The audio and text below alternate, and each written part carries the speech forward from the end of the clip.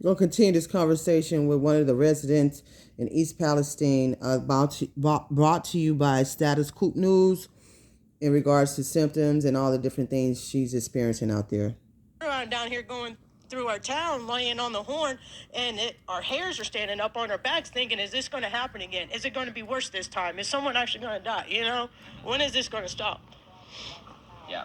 No, I mean, it's a ridiculous that you all are having to go through this, and they're still just kind of ripping through town and all day long. Again, I couldn't believe it. When we got into town the other night, first thing we saw was the train gates go down and a train come through town, and I was like... Not even 10 minutes for the evacuation to be up. They're already running. Yeah. How often do they come through? A lot more now. It wasn't this as many, but I guess since they were backed up, they had to get their money back, so they're just running through. Gotcha. And as far as your new apartment goes, I mean, are you actively trying to find a place elsewhere? Are you tied into a lease and kind of like just stuck, or? Actually, I got funded by the government to actually help me with this place, okay. And I don't even call it home. I'm scared to death to come back here. Right. Yeah. Scared, you know, like. I don't blame you. Yeah. I made this my home. I'm from Florida, born and raised in Florida, and I came here and I made this as my home. And it sucks that some people are scared to even be this home anymore. Right. Like a lot of people are selling, a lot of people are moving out, a lot of people are still in hotels, afraid to come back home. Right. Yeah.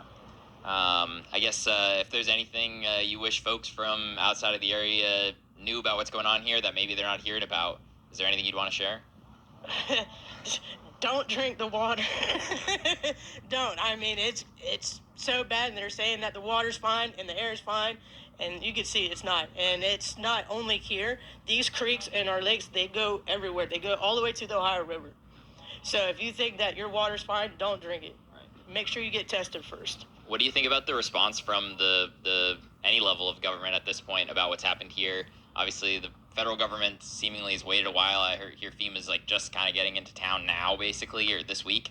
What do you think of the kind of response from the government about all this? I think because we're a small town, everyone's just like, we would just put it underneath the rug, and we didn't. We actually made our voice heard. We're not going to let this sit down. We're not going to be trampled on. We're not going to let this company take over our town and treat us like this and for nothing. And for them to be so late on this, I think it's crap. It is crap. But I think more goes towards the transportation. I think they should be more stricter laws on inspections. What's going out on these trains, how much they weigh and how many carts are on it, right, before they even get sent out. Right. I think it's more on them than anyone, because like Norfolk and anyone, you keep getting away with it, they're going to keep doing it. Absolutely. Hopefully we do see some new regulations come into place. Unfortunately, so far, I mean, it seems to me like if I were in that position, be like, oh, here's a couple easy new regulations we can put in right away that shouldn't even need any debate. Like but instead, I mean, there's been derailments since this has happened. Fortunately, they haven't. Yeah, Detroit, there was one in Houston, Texas, Cleveland. I mean, they're happening frequently. And it's the same railroad. Yeah. Same one. Yeah. Like I said, if they keep getting away with it, they're going to keep doing it. Yeah. Awesome. Thank you. Oh, go ahead. Were you here when it happened, when the... Yes, I was actually at home cleaning. You explained that day and then up until the evacuation? Actually, I just got my apartment. I was cleaning, getting ready, to move my stuff in. When we heard loud commotions, we didn't have like a dump truck or something. We weren't too sure at first. And then we heard all about it because a bunch of people came in town, a bunch of, the fire people and everyone. Like, this town was crazy. I never seen so many people.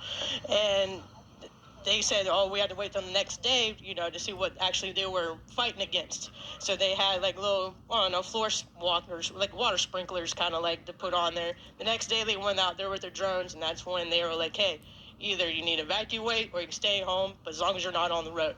So for Saturday to Sunday, and that's when they came and said, hey, now you really got to evacuate or we're coming back in body bags. So, I mean, you had us sitting here for 2 days thinking nothing's wrong, and breathing in this air and everything, and here you're telling us to leave now. Right. Yeah. You weren't here for the explosion, right? When No one was. They actually cut down all the roads, the exits, the entrance, every single one they cut out. Yeah. They had a National Guard here making sure, and if you got caught in your house, you would get arrested, and if you had kids, you would get arrested for that and child endangerment. Gee, man, just to hear these stories, y'all. I hope y'all paying attention and listening to these stories, not just on this channel, but on other channels, so we can have an idea of what, like this, therefore when, I'm trying to scare nobody. These things happen our way, what to expect and how to be prepared for it, you know what I'm saying? And be able to take care of yourself. You're on your own. You're on your own, man. When stuff happens, I don't care who's the person responsible, the company responsible. They don't come in and do nothing to help you. And if they do help you, it's going to be a little bit like they gave them people $1,000. What they going to do with $1,000 with families? And then now they got major health issues. And then they got to get away. They ain't lost all that. Man, that is a slap in the face. $1,000. You can barely buy groceries now with $1,000. I'm serious. This is insane, man. My hearts and prayers go to people in East Palestine and everybody else in all those other surrounding areas that affected. Everybody all over the world. All of us, really, man. I hope we can join together, link up, and get together and help one another, man. Because that's the only way we're going to make it through this. Watch this world. Watch this weather. Smell your water, boil and purify your water before you use it. Keep surviving. PurposeAnd.com.